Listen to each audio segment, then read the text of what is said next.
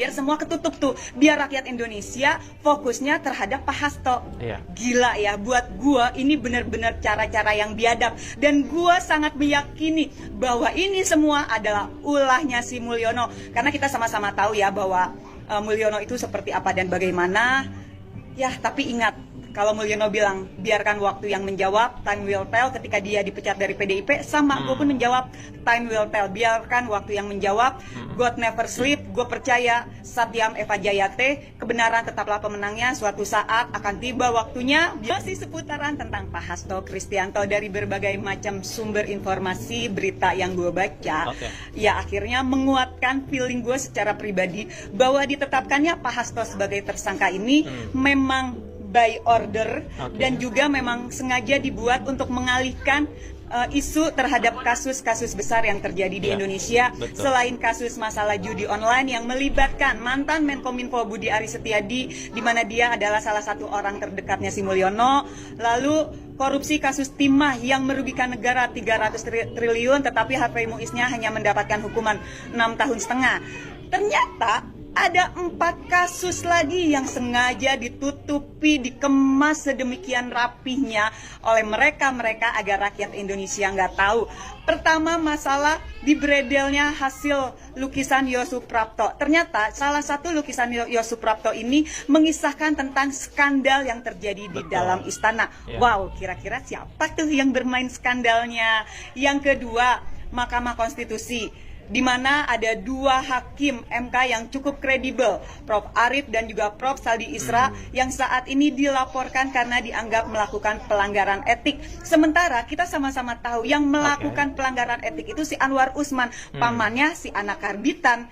Kok bisa-bisanya kedua hakim ini dilaporkan? Ya mungkin karena kedua hakim ini kan memang orang yang patuh terhadap konstitusi.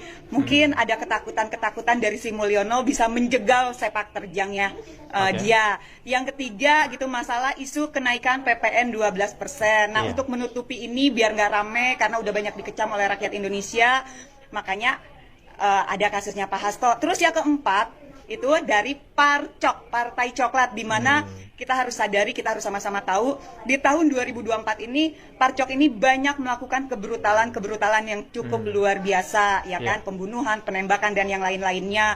Juga ada dana CSR, korupsi dana CSR Bank Indonesia yang diduga melibatkan salah satu anggota fraksi Partai Gerindra, Heri Gunawan, yang awalnya KPK menetapkan menjadi tersangka, tiba-tiba dibatalkan. Jadi dari kasus-kasus tersebut akhirnya ditetapkanlah Pak Hasto sebagai tersangka, biar semua ketutup tuh, biar rakyat Indonesia fokusnya terhadap Pak Hasto. Gila ya, buat gua ini benar-benar cara-cara yang biadab, dan gua sangat meyakini bahwa ini semua adalah ulahnya si Mulyono, karena kita sama-sama tahu ya bahwa Mulyono itu seperti apa dan bagaimana. Ya, tapi ingat, kalau Mulyono bilang biarkan waktu yang menjawab, time will tell, ketika dia dipecat dari PDIP, sama gue pun menjawab time will tell, biarkan waktu yang menjawab. God never sleep, gue percaya Satyam Eva Jayate, kebenaran tetaplah pemenangnya, suatu saat akan tiba waktunya, biarpun lama kebenaran itu tetap akan terungkap. Siapa sesungguhnya dalang dibalik semua skenario jahat ini? Gue sampai detik ini masih meyakini semua adalah dalangnya si Mulyono. Oke? Ya, teman-teman, ada 2 kasus yang menjadi heboh di akhir tahun kemarin, di akhir tahun 2024, teman-teman. Tentu yang pertama adalah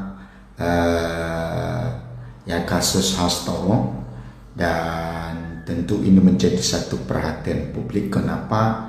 Karena Hasto sudah ditetapkan sebagai tersangka, dan sampai sekarang juga Hasto belum KPK berani menahan Hasto, padahal sudah ditetapkan sebagai tersangka.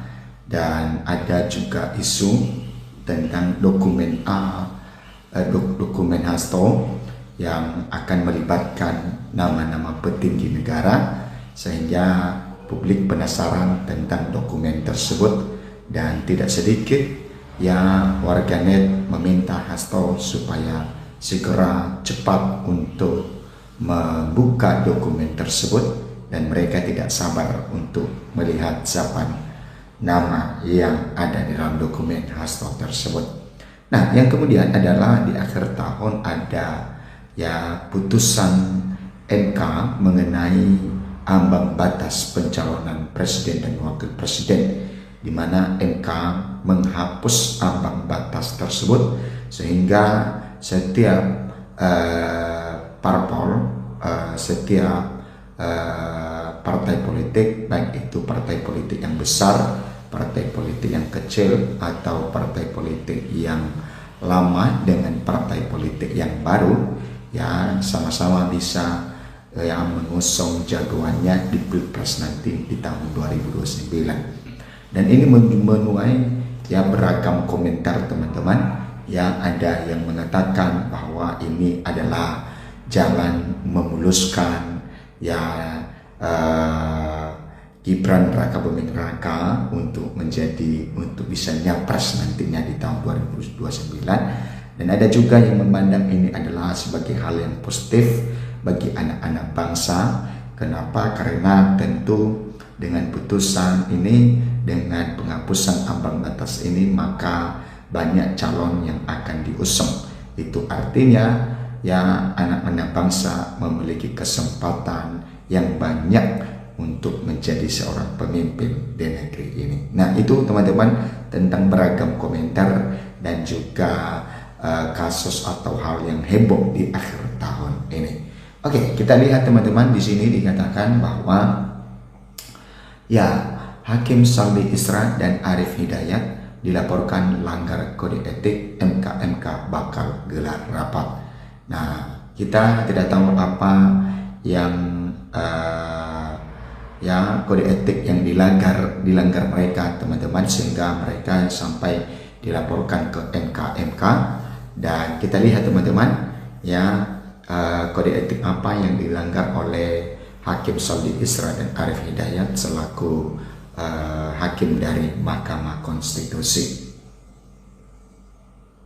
Oke, Majelis Kehormatan Mahkamah Konstitusi MK akan menggelar rapat tindak lanjut laporan dugaan pelanggaran etik Hakim Konstitusi Saldi Isra dan juga Arif Hidayat. Nah, rapat akan digelar usai konferensi pers pengambilan sumpah jabatan perpanjangan masa tugas MK Kamis 2 Januari 2025. Kemudian, inilah bagian yang harus kami klarifikasi lebih dulu dalam rapat nanti yang akan diselenggarakan segera setelah konferensi pers ini, ucap Ketua MK 1 Dewa Gede ya Palguna. Nah, Palguna menjelaskan teman-teman bahwa ada 3 hal yang perlu ditelaah pihaknya terkait laporan dugaan pelanggaran ini. Nah, ada 3 hal yang perlu ditelaah ya dari ditelaah MK di dalam laporan tersebut. Yang pertama terkait syarat formalitas laporan ya, kemudian yang kedua adalah berkaitan dengan pertanyaan apakah itu merupakan kewenangan MK atau tidak, ini dia. Dan yang ketiga adalah akan ditelaah apakah secara substansi laporan tersebut merupakan laporan baru atau juga yang lama. Oleh karena itu, Palguna menjelaskan atau menegaskan belum ada tindak lanjut yang bisa disampaikan ke publik terkait laporan yang dibuat LSM Sentrum Muda Proaktif itu. Nah, ternyata yang melaporkan Saldi Isra dan juga Arif Hidayat ini adalah LSM ya, Sentrum Muda Proaktif. Oke, jadi bagaimana hasilnya belum bisa ya kami sampaikan sekarang, termasuk juga apakah nanti itu setelah klarifikasi akan diregistrasi atau tidak, karena ada banyak hal yang perlu kami cermati lebih dulu berkait dengan laporan-laporan itu tandasnya.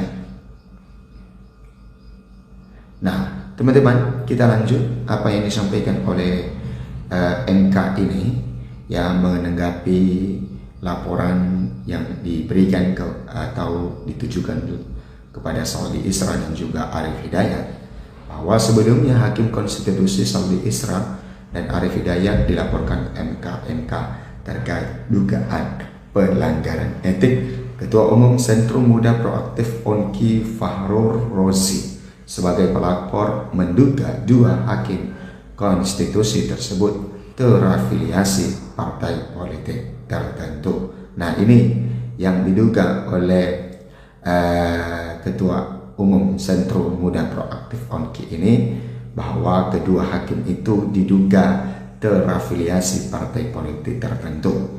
Oke. Ya, sebagai lembaga kepemudaan yang peduli akan konstitusi, kami telah mengajukan permohonan peninjauan kembali atas dugaan adanya dissenting opinion yang telah diucapkan para terlapor saat membaca pembacaan putusan MK nomor 90, ya, dan dugaan adanya konflik of interest pada hakim MK yang terlapor dalam laporan nomor 26. Nah, Onki menduga kedua hakim konstitusi tersebut, yang Saldi Isra dan juga Arif Hidayat, diduga melakukan pelanggaran terhadap peraturan Mahkamah Konstitusi nomor 1/2024 tentang MK dan peraturan MK nomor 9 tahun 2006 tentang pemberlakuan deklarasi kode etik dan perilaku hakim konstitusi. Dalam laporan, Onki meminta para terlapor untuk tak menangani kasus sengketa pemilihan kepala daerah Pilkada 2024 sebab menurut Onki sengketa Pilkada berkaitan dengan partai politik. Selain itu, Onki juga meminta MK menghukum para terlapor untuk dinonaktifkan sementara dari jabatannya sebagai hakim MK atau dihukum yang seadil-adilnya. Nah, itu teman-teman tentang laporan dari salah satu lembaga ini, di mana mereka melaporkan 2 hakim konstitusi ke MK, yaitu Hakim Saldi Isra dan juga Hakim Arif Hidayat, karena para pelapor ini menduga kedua hakim tersebut terafiliasi dengan partai politik. Nah, itu teman-teman, berikan komentar Anda. Sampai jumpa di video berikutnya.